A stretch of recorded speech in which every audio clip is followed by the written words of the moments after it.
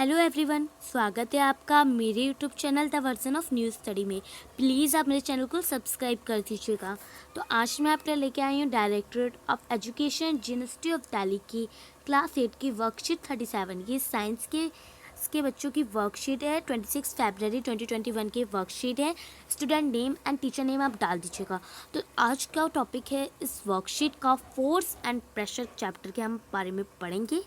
तो चलिए हम पढ़ते हैं। An object can not move by itself, it can not change its shape and direction by itself. The shape of an object can not be change without applying force. एक object जो होता है वो अपने आप चेंज नहीं होता है, वो चेंज होता है ना तो वो अपना शेप चेंज कर सकता है ना डायरेक्शन खुद से।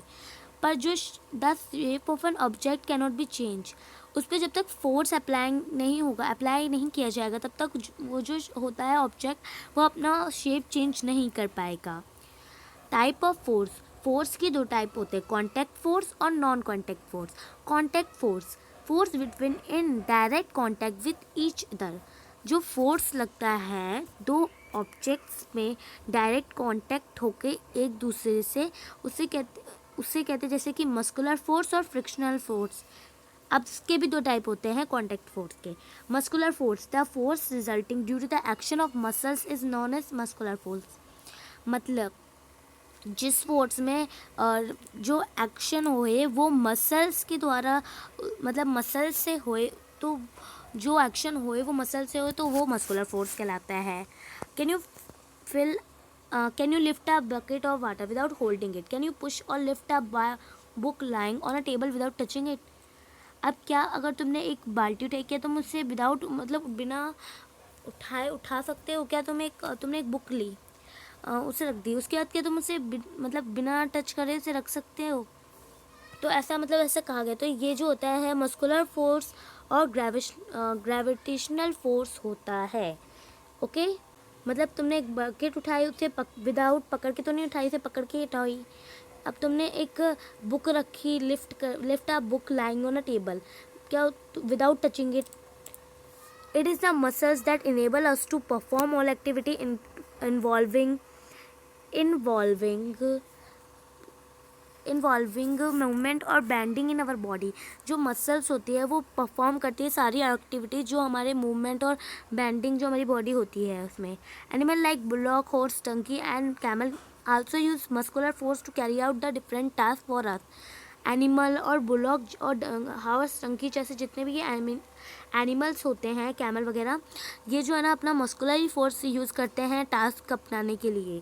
सिंस मतलब जो भी वो काम करते हैं, जितनी भी एक्टिविटीज़ करते हैं वो अपनी मस्कुलर से ही करते हैं, मस्कुलर फोर्स से। Since muscular force can be apply only when it is contact with an object, it is called a contact force.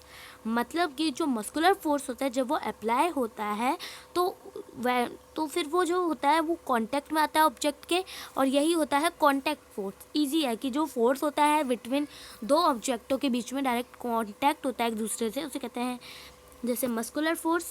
हमने कोई बकेट उठाई तो ये मस्कुलर फोर्स होगा। ओके, एक दूसरे में ही कांटेक्ट भी हो रहा है, ऑब्जेक्ट का कांटेक्ट भी हो रहा है और उसमें हम मस्कुलर फोर्स यूज़ कर रहे हैं।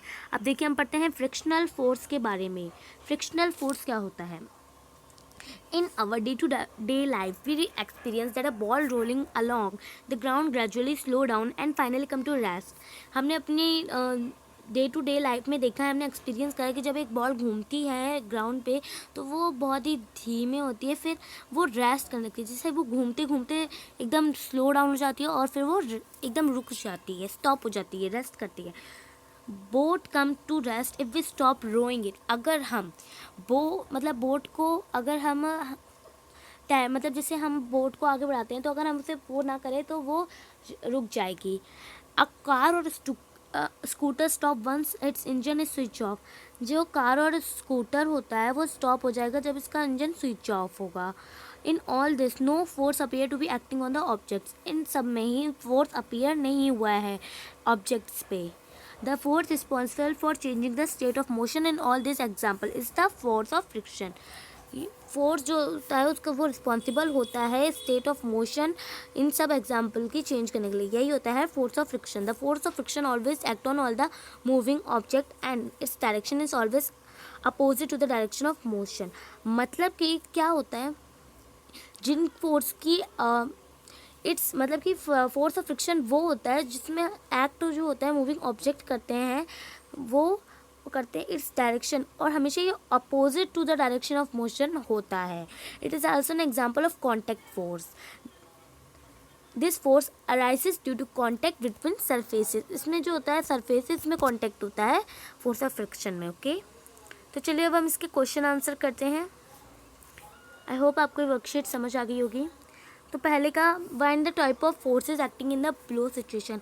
हम क्या ये फोर्स कौन से फोर्स को एक्ट कर रहे हैं, तो हमें वो नीचे की सिचुएशन में लिखना है। A boat come to the rest if we stop rowing it. एक बोट है जो आ रही है, वो रेस्ट कर रही है, अगर हम रेस्ट करने लगे, अगर हम उसे स्टॉप कर दे रोइंग इट, तो ये क्या हुआ, contact. When a person lift a bucket of water, जब एक कोई पर्सन एक बाल्टी उठा रहा हो तो वो बकेट उठा रहा हो तो वो कॉन्टैक्ट। अब नेक्स्ट है when a person hammer nail, ये भी कॉन्टैक्ट ही होगा। अब नेक्स्ट क्वेश्चन देखते हैं। What do you think a ball rolling along the round gradually slower down and come to the rest. तुम क्यों सोचते हो कि जो बॉल है वो घूमते आती है अलोंग द राउंड पे, फिर वो अचानक से स्लोअर हो जाती है और फिर वो एकदम से रुक जाती है।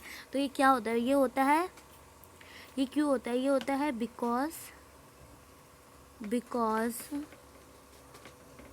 फोर्स ऑफ फ्रिक्शन की वजह से ये होता है, फोर्स ऑफ फ्रिक्शन की वजह से। अब नेक्स्ट क्वेश्चन है, what type of force is friction, contact और नॉन कॉन्टैक्ट फोर्स, एक्सप्लेन। तो चलिए हम करते हैं इसका answer. The force of the friction always act on the moving object, it direction always supported to the direction of motion. यहाँ पहले आप यहाँ तक लिख लीजिए, फिर द फोर्स दिस से लेकर सरफेस तक। ओके, तो गाइज अगर आपको वर्कशीट का वीडियो अच्छा लगा तो प्लीज़ आप चैनल सब्सक्राइब कर दीजिएगा।